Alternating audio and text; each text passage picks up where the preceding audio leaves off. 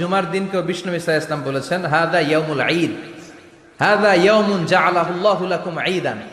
তাবারানির হাদিস। বিষ্ণু বলেছেন এটা এমন দিন যে দিনটাকে আল্লাহ তাআলা তোমাদের জন্য ঈদের দিন হিসেবে ঘোষণা দিয়েছেন। পড়েন আলহামদুলিল্লাহ। আল্লাহ তাআলার একটা বৈশিষ্ট্য হচ্ছে সুন্নাতুল্লাহি ফিত তাফদীল।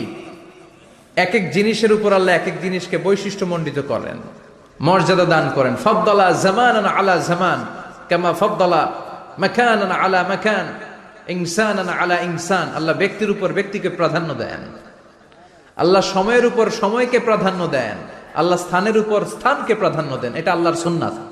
এটা আল্লাহর কি সুন্নাতুল্লাহি ফিত তাফদীল।